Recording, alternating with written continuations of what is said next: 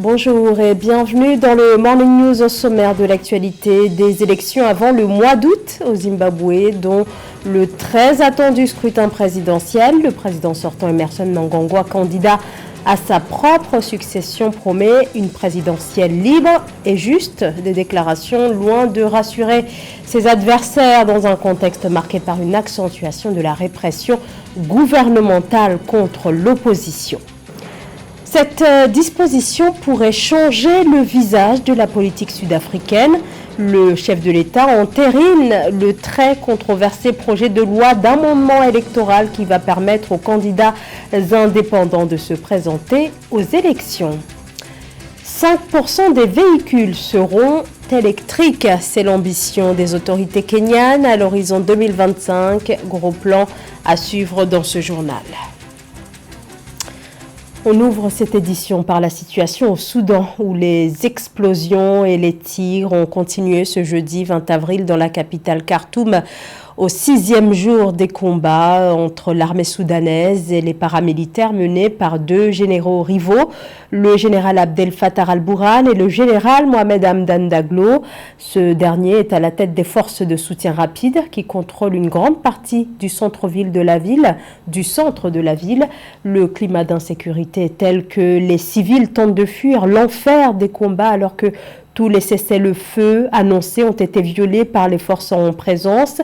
Les deux camps procèdent à des tirs d'artillerie au milieu des habitations. Près de 300 personnes ont été tuées dans les affrontements et plus de 3000 blessés selon l'Organisation mondiale de la santé. Sur place, des travailleurs humanitaires ont également été attaqués. Des cas d'agression sexuelle ont aussi été recensés. La communauté internationale multiplie les appels au calme. 2023, une année électorale au Zimbabwe où des élections générales devraient se tenir avant le mois d'août.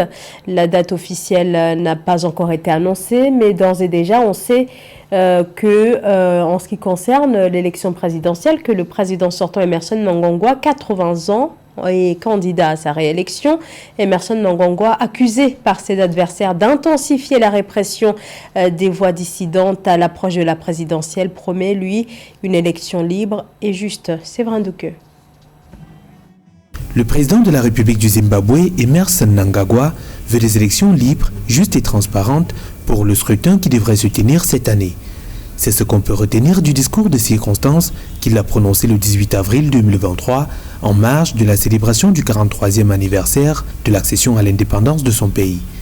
Le pays d'Afrique australe doit organiser les élections couplées, présidentielles et législatives.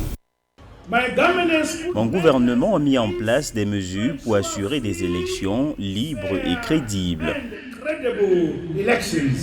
Une annonce qui ne rassure pas au sein de l'opposition et de la jeunesse, la plus grande frange de la population zimbabwéenne, avec environ 67,7% de la démographie. Le chef d'État de 80 ans, candidat à sa propre succession, est pointé du doigt pour des pratiques de répression et d'embastillement de l'opposition. Le 14 janvier 2023, le député Costa Machingota et 24 autres personnes, membres de la coalition citoyenne pour le changement, CCC, principal parti d'opposition, s'était fait arrêter alors qu'il tenait une réunion du parti. Les jeunes du Zimbabwe représentent environ 67,7% de la population, ce qui démontre que nous avons un pouvoir démographique. Nous savons que nous n'aurons pas d'élections libres et équitables, mais pour contrer toutes les manœuvres théâtrales et les personnes employées à manipuler les résultats des élections, nous devons nous lever en nombre pour aller défendre notre nation par les urnes. Car il n'y a rien qu'ils puissent faire si nous votons en nombre. C'est ce que je crois fermement. L'actuel chef de l'État du Zimbabwe est arrivé au pouvoir en 2017 à la faveur d'un coup d'État contre l'homme fort du pays, Robert Mugabe. En 2018, il remporte de justesse la présidentielle avec 50,8% des voix. Le décret de la mobilisation générale et de la mise en garde est signé au Burkina Faso par le président de transition Ibrahim Traoré. Signature ce 19 avril 2023 de ce dispositif annoncé il y a une dizaine de jours. Offrant un cadre juridique, il est destiné à améliorer la stratégie en matière de lutte contre le terrorisme. Le décret portant mobilisation générale et de mise en garde sera en vigueur sur une période d'1 an. Le texte prévoit notamment, je cite, un droit à l'appel à la défense. Et dans les faits, les jeunes à partir de 18 ans physiquement aptes peuvent être appelés à s'enrôler. En Afrique du Sud, le président Cyril Ramaphosa approuve le projet de loi controversé d'amendement électoral, une nouvelle législation qui prévoit la modification de la loi électorale pour permettre aux candidats indépendants de se présenter aux élections provinciales et nationales. Jusqu'à présent, seuls les membres des partis politiques étaient autorisés à se présenter à ces scrutins. Mildred Diamou. C'est un pas significatif vers le renforcement de la démocratie. Pour la première fois dans l'histoire de l'Afrique du Sud, des personnes qui ne sont pas associées à des partis politiques pourront se présenter comme candidats aux élections nationales. Adoptée par le Parlement le 23 février 2023, la loi permettant désormais aux candidats indépendants de se présenter aux élections nationales et provinciales a été promulguée par le président Cyril Ramaphosa le 17 avril 2023. Le projet de loi d'amendement électoral marque une étape importante dans l'évolution de notre démocratie en élargissant la participation électorale et en élargissant le bassin de choix de leadership pour l'Assemblée nationale et les législatures provinciales. Le projet de loi présente un développement qui ne peut qu'enrichir et soutenir la démocratie constitutionnelle croissante du pays. Le ministre de l'Intérieur est désormais tenu de créer le comité de consultation sur la réforme électorale dans les 4 mois suivant la publication des nouveaux amendements. L'amendement a été rendu nécessaire par une ordonnance de la Cour constitutionnelle qui a jugé en juin 2020 illégal d'empêcher les candidats indépendants de se présenter aux élections sans être membre d'un parti. Avec cette loi, un candidat indépendant peut être désigné pour concourir dans une ou plusieurs régions, mais ne peut être élu qu'à un seul siège à l'Assemblée nationale. De plus, les cautions versées par les candidats indépendants peuvent être différentes de celles versées par les partis politiques. Pour la commission électorale, la nouvelle loi apporte la sécurité juridique nécessaire à la préparation des élections nationales et provinciales qui se tiendront en 2024 dans le pays. Nous saluons l'assentiment du Congrès national africain. Nous pensons que cela crée une certitude dans le cadre de planification et nous sommes très heureux car nous allons pouvoir au moins planifier sur la base d'un cadre législatif solide. Nous espérons que le système de nomination des candidats et le système des résultats seront prêts à temps d'ici la fin de cette année pour les élections de l'année prochaine. Pendant des décennies, l'Afrique du Sud a souscrit à un système électoral basé sur la représentation proportionnelle au scrutin de liste, ce qui signifie que les partis sont représentés proportionnellement à leur soutien électoral. Depuis son adoption, la loi permettant aux candidats indépendants de se présenter aux élections suscite une vive polémique. Certains mouvements la qualifient d'inconstitutionnelle. Rappelons que pour les élections générales sud-africaines de 2024, le fils de l'ancien président Jacob Zuma, Duduzane Zuma, est le premier membre de l'ANC, parti au pouvoir, a annoncé qu'il se présentera à l'élection présidentielle en tant que candidat indépendant.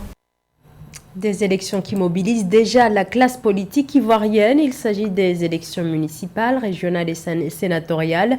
Une date est désormais fixée, le 2 septembre 2023. La date aurait été décidée sur proposition de la commission électorale indépendante. L'annonce a été faite ce mercredi par le porte-parole du gouvernement Amadou Koulibaly. Ces élections vont se tenir dans 31 régions et 200 communes à travers tout le territoire. 11 membres du gouvernement sont candidats au régional. Le Premier ministre Patrick Achi sera candidat à sa propre succession à la présidence du Conseil régional de Lamé, situé au sud-est du pays. Un forum économique s'est tenu ce mercredi 19 avril à l'ambassade du Cameroun à Paris. Représentants du gouvernement camerounais, opérateurs économiques, entrepreneurs de la diaspora étaient présents à cet événement axé sur la promotion des opportunités d'affaires sur le sol camerounais. Objectif, séduire la diaspora qui demeure l'un des piliers de l'économie camerounaise.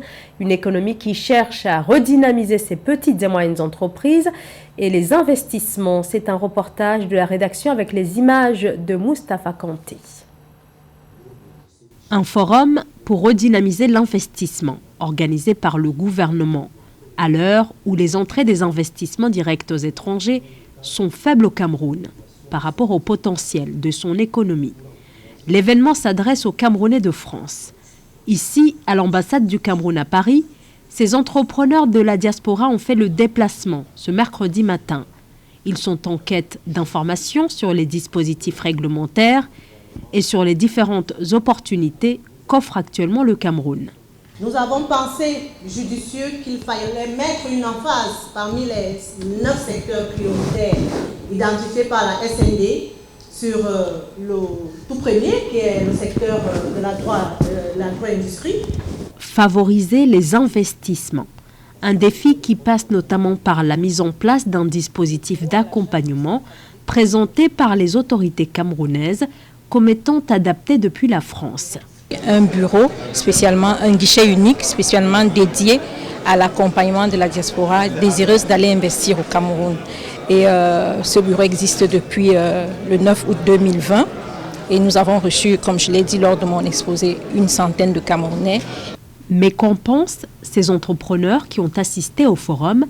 Nous leur avons posé la question. Les allégements, notamment au niveau fiscal, ou bien les avantages qu'on peut avoir, sont quelque chose aussi de très bénéfique, au sens que tout de même, quand on va au Cameroun, on vient aussi avec un certain danger, au sens qu'on investir, c'est prendre des risques. Peut-être mieux protéger peut-être son écosystème entrepreneurial, parce qu'effectivement, on est face à des entrepreneurs ou des grandes multinationales qui sont beaucoup plus agressives et qui sont, elles, soutenues par leurs États. On entend des nouveaux dispositifs parce que je pense que tout le monde se rend compte que c'est juste pour le bien économique du pays. Les membres de la diaspora pensaient qu'il devait y avoir des guichets uniques, une rapidité de création d'entreprises, notamment grâce au guichet unique. Et c'était cette difficulté que l'État semble avoir un peu répondu. L'administration est encore un peu lente, mais je pense qu'il contribue déjà un peu à accélérer. C'est déjà une très bonne chose qu'il faut souligner. Relancer les investissements à travers le développement des petites et moyennes entreprises. Un enjeu crucial pour l'économie camerounaise, qui ces dernières années est confrontée à une baisse des investissements directs aux étrangers, qui ont atteint 488 millions de dollars en 2020, soit près de la moitié des investissements perçus une année auparavant. L'avenir de la voiture électrique en Afrique passe-t-il par le Kenya? C'est une possibilité, surtout que plusieurs startups spécialisées dans l'immobilité sont présentes dans le pays, dans l'objectif de lancer plus de voitures électriques sur les routes au Kenya, où les autorités prévoient d'ici à 2025 que 5% des voitures en circulation soient des véhicules électriques. Corinne Kamsuewale. Dans le cadre de sa stratégie nationale d'efficacité et de conservation énergétique 2020-2025, l'État du Kenya va se doter d'un plan national pour le développement de la mobilité écologique qui vise le développement d'un système de transport propre et vert, formation des conducteurs, accompagnement des gouvernements des différents comtés à la gestion durable de la circulation routière vont être définis dans le plan à venir. Précisons que le gouvernement kényan projette d'augmenter le nombre de véhicules électriques sur ces routes à au moins 104 000, soit 5% de tous les véhicules d'ici 2025. Le gouvernement a donné la priorité à l'adoption de l'immobilité dans le pays pour renforcer la lutte contre le réchauffement climatique. C'est dans ce contexte que le gouvernement s'est engagé à inciter les véhicules de service public, les boda-boda et les transporteurs commerciaux à se convertir aux véhicules électriques. Le leadership technologique incarné par le Kenya a attiré dans ce pays plus de 40 startups spécialisées dans l'immobilité. L'Alliance africaine de l'immobilité révèle que celles-ci ont levé 52 millions de dollars en financement de capital, un record en Afrique. Pour encadrer cette dynamique, le gouvernement kényan a adopté un ensemble d'outils incitatifs et normatifs. Le projet de loi de finances de 2019 a réduit les droits d'assises sur les véhicules électriques de 20 à 10% et le Bureau des normes du Kenya a élaboré et adopté 24 normes qui s'appliquent aux importations de véhicules électriques. Aussi, l'autorité de régulation de l'énergie et du pétrole a fixé un taux spécial pour la recharge des véhicules électriques dans un contexte de révision à la hausse des prix de l'électricité. Nous allons travailler à passer à l'immobilité. Nous allons travailler pour changer, pour refaire tous nos outils de mobilité afin de passer à l'énergie électrique. all our e-mobility tools. Le plan national de la mobilité électrique du Kenya viendra renforcer la loi de 2016 sur le changement climatique. Ces outils juridiques et d'encadrement vont aider à lever les freins à l'essor du transport vert. Le coût initial élevé de l'acquisition des véhicules électriques, l'insuffisance de l'infrastructure de recharge, ainsi que le défaut d'expertise technique pour l'entretien des véhicules électriques sont encore d'importants obstacles à l'e-mobilité. Air Madagascar devient Madagascar Airlines. La compagnie aérienne est désormais l'unique compagnie nationale. Celle-ci est le fruit de l'alliance entre Air Madagascar et Tadaria. L'aviation civile de Madagascar déclare avoir franchi les 5 phases obligatoires en matière de réglementation, de sécurité et de sûreté. Les précisions de Nathalie Mauvre.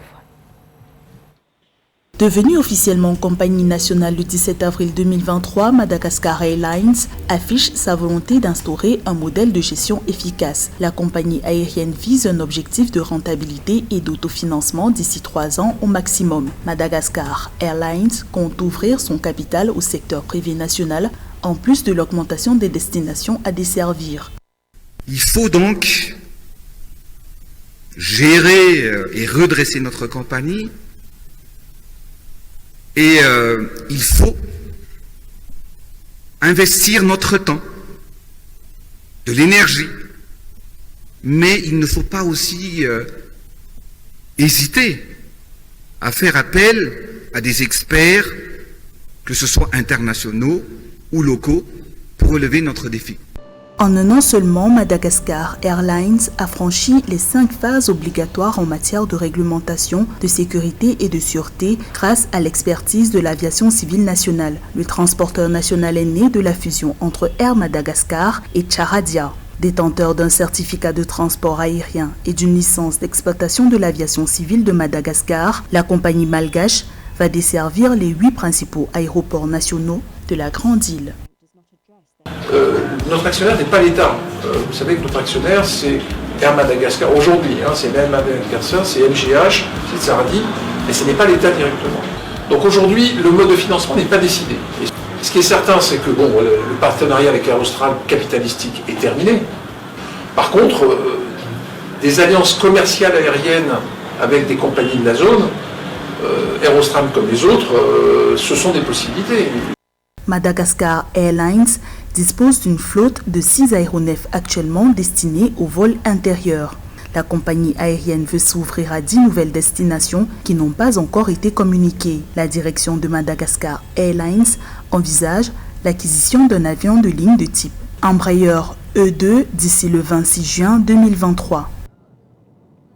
C'était le journal de la rédaction. Merci de nous avoir suivis. L'information continue sur Africa 24.